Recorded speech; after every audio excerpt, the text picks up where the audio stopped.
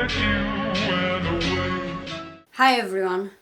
I've hesitated to make this video because I feel like I'm emotionally involved in the ongoing situation in Ukraine to do with the conflict between Ukraine and Russia, or rather the war. Let's call it the war because that is what it is. I am indirectly involved because, first of all, my hometown in Romania is very by the border with Ukraine, so it's being overflowed with like refugees right now, and people are trying to help the refugees. And secondly, because I'm going through an identity crisis on my own, because I always knew that part of my family is from Russia. So I knew that I'm about a quarter Russian. I did my DNA test and it says I'm a quarter Ukrainian.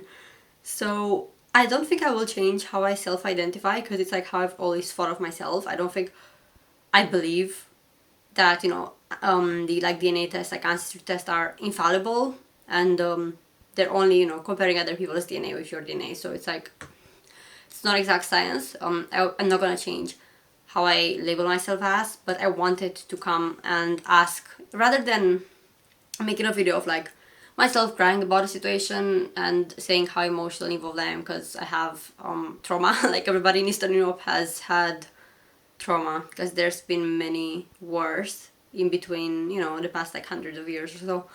People will tell you that this is the only war that has happened in Eastern Europe since World War II. That is a blatant lie. There have been wars in Bosnia, in Yugoslavia, in Cyprus, in Armenia, many others. Ireland. Ireland's not Eastern Europe, but it's Europe, and they have said that, Europe hasn't seen a war since World War II. That's a blatant lie. Especially the Balkans, like I just said, Yugoslavia and Bosnia, whatever. We've seen many wars. Some of them I was not born for. The NATO bomb of Yugoslavia in 1999, I was little, so I don't remember it.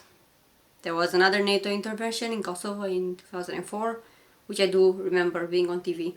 So that's my first memory of war in my own region, followed by me going to Cyprus every year because I had family who used to live there, and the knowledge that there is an ongoing invasion in Cyprus that is still there to this day. Cyprus is not free. So yeah, I think this blatant lie and misinformation is just dreadful. So I thought, let's make all this war on information something more productive for everybody. I am making a new channel to talk about politics, so I will be putting it in the description box. The first video will have to do with the sanctions on Russia and why they're bigger than just Russia. And this video, I'm hoping that's going to help with, actual ways of helping people rather than helping the war effort, because you should not be funding war right now. You should be trying to help people reach a resolution of peace and diplomacy, not war. So number one is, of course, donating, and I'm gonna say don't donate to anything to do with the army. That's absolutely ridiculous. You want to donate to help people, donate for children or donate for refugees. Red Cross is always a good shout, like search for your sources before you donate. So other than the Red Cross, I've seen this cellist who lives in Ukraine, and he's trying to raise funds to rebuild the buildings that I gave to city council, I assume. Check the reliability of that, because in my opinion, it's something I will be looking into myself, because it sounds like a really cool as fuck idea. So it's something I want to help with. But like I said, don't take what I'm saying as gospel, just search your sources. There's also, the direct help towards refugees. If you live in any of the countries where refugees are coming, you can help them at the border. There have been cases of women at the border where people try to traffic them into sex trafficking. So just be there, support them. Hire them if you have a small business that needs staff. You can always do that. Host them if you have a spare apartment or spare room and you feel like you're in a safe position to do that. Donate for them. If you know any business that is willing to help them, such as restaurants that offer free food. There was one in my hometown, so I don't know if they still do it, but I'm putting it here just in case. You can find others like that, and find the places that do the donations of different objects and stuff, because I feel like that's, utilities, just general stuff. Number 3, some of you are not gonna like that, but protesting against Russia and against Putin doesn't do shit if you do it from a country that is not related to Russia or Putin. So if you are in the UK or US, as I assume many of my viewers are, my channel is kind of dead right now, but it used to be like 80% Americans before. So if you're American and you protest against Putin, your protest has no effect in practice. None whatsoever, other than sanctioning Russia and starving Russian people, which, if you want that, get off my channel, because I'm part Russian, like I said. I don't want this shit. Here, if you want to help the war effort, go boycott NATO, because NATO has been egging on this conflict for so fucking long. Go in the streets of your Western fucking imperialist country and protest against NATO, protest against US violent intervention, protest against the no-fly zone shit, because that one is gonna get us all killed. Go and do something in your country that you can actually have control over. Pressure your governments to actually protect refugees. US is barely letting any refugees in. UK has not let that many either, so just go and do something about that.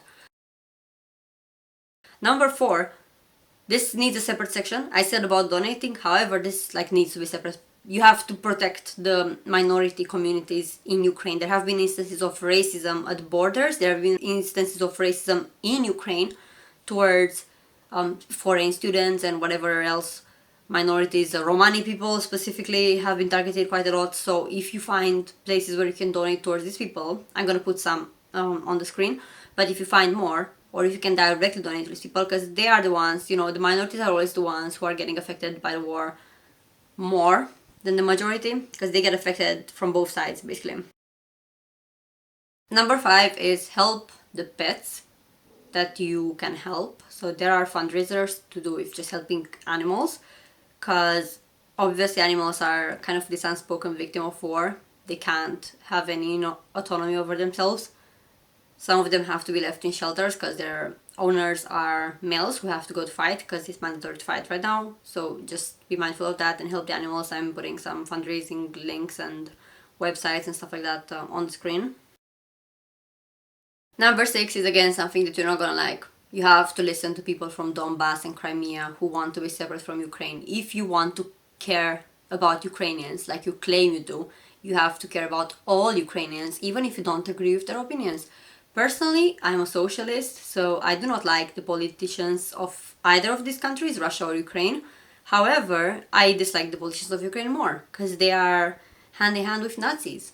But that doesn't mean that I'm not going to root for refugees to escape, even though they have been complacent in a regime of basically Nazis, like I said. They haven't done anything, they haven't revolted against them, but I'm not going to hold that against them, because maybe they are scared. There are many reasons why people don't openly revolt against the government, so I want them to survive. I want them to tell the story about the corruption of their government. I want them to be okay. If you want to only listen to Ukrainians who fit the bill of what you consider to be an Ukrainian, I'm going to put my post from my new Instagram account on the screen, because I feel like it speaks volumes on that. You don't care about Ukrainians. You only care about Ukraine if you don't want to hear the mixed opinions of Ukrainians. Number 7, Orthodox churches are getting destroyed right now because they are associated with Russia. So if you want to check on your local Orthodox church, I've seen this one, they got vandalized on the internet and they were doing a fundraiser. I don't know if it's still up. I'm going to put it just in case. However, like I said, your local church would be a good bet. They accept donations probably, and they might have been vandalized. And that's the same to any Russian-owned or Ukrainian-owned business or whatever, because I feel like people are confusing us a lot. Like Slavs or Eastern Europeans, they think we're all the same because of the accent. They can tell the difference. So just check on your local business. Number 8 is this initiative called Cook for Ukraine, which is super interesting. I would say look more into it. See if you have anywhere local to you that's participating, because it's super cool. Other one is, and this is number 9, Airbnb. Airbnb is doing this thing where you can rent a room and not go there, because obviously it will be in Ukraine, so that the money can go to the Ukrainian people. And I think booking.com is doing the same now, but I'm not too sure. So just check it out. Number 10, Etsy. You can find Ukrainian sellers on Etsy, plenty of them. Just buy their crafts or whatever and support them, even if it will take a while to ship, or it might not ship at all. If it doesn't ship at all and something, God forbid, happened to the person in cause, you can just get your money back. But if it takes a while to ship, just, try to be mindful. You can ask for periodic updates, but don't be too pushy, because they're going through shit.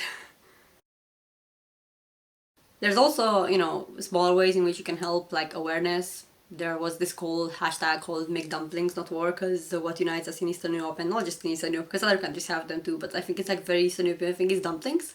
So it's a thing to remind us that we're all siblings, we're all the same. And things not to do now, because I feel like this is important. Don't spread disinformation on either side. Don't say that Russia didn't kill any civilians, because there are plenty of civilians who have died, and there's proof of that.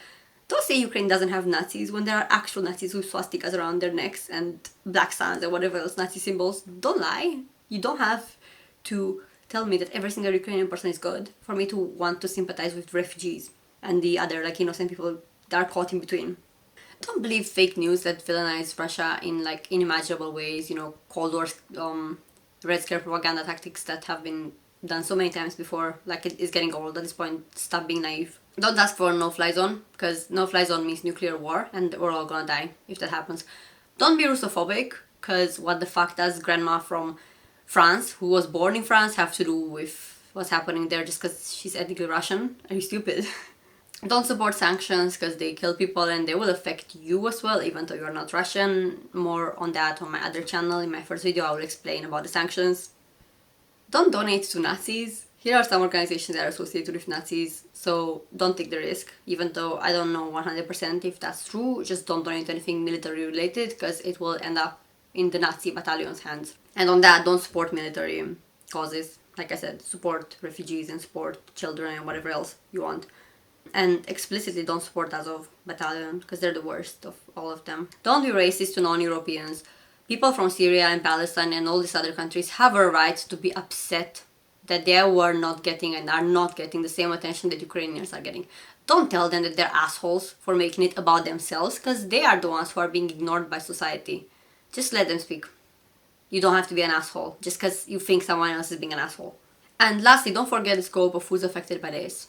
Russia is an exporter of a lot of things, and it's very big in the global economy, and all these things are going to affect not just Russians but other people from the global south, and maybe even you from the global north. If you're from there, it might even affect you. Don't believe all the scapegoating of, you know, stuff like the petrol prices are going up because of Russia, and like gas prices or whatever. Maybe partially it is because of Russia, but they were absolutely on the rise before that, and if you think that they weren't, then, you know, you're being brainwashed by your own politicians. That's all I'm gonna say. They are trying to find a scapegoat to justify the shit that they're doing to us, the general population. This is all that I will be saying in this video, but join me on my new channel to talk about sanctions and who they affect. Hint, it's probably everyone in the world, but it's with more particular examples. So, like this video if you like it, comment down below what you think about this. You can add other ways to help, subscribe to my channel for more of this, and if you don't like this video, if it triggers you, if you are American and you think that you know better about my region that I've lived in for 19 years, then don't fucking air your frustrations in the comments, because I've had enough. I'm under immense stress for the past month. My partner's Russian. I'm going through identity fucking crisis. I have friends who are ethnically Russian and Ukrainian, and it's hard, right? It's hard for me. If you're American, then you don't fucking get to tell me how to feel about it. And if you have frustrations that you want to air, if you have Russophobia inside of you, go to therapy, not in my comment section. Like, fucking have some common sense. I've been getting a bunch of phrases in my video about how to support BLM, so this is why I'm making this fucking announcement. I don't want to be rude to my subscribers. I love my subscribers, even though my channel's been kind of dead since I became inactive. I want to come back, right? I want to be me, and I can't be me if people are xenophobic to my entire ethnicity, because it is one of my ethnicities, right? And it means a lot to me. My ethnic identity means a lot. So please, if you have a problem, just unsubscribe and go away. If you like me, we can talk. If you disagree respectfully about something that I've said in this video, leave it down below. Or if you want a lengthier conversation, you can DM me on Instagram. If it's respectful, I will respond. I always respond. So yeah, like I said, I'm on my other channel if you care about that kind of stuff. Politics, history, maybe. I will see what I'll do with the channel, because I don't really want to bring that much political stuff here. I will bring maybe a little bit, but I want to be more direct on the other channel. Bye!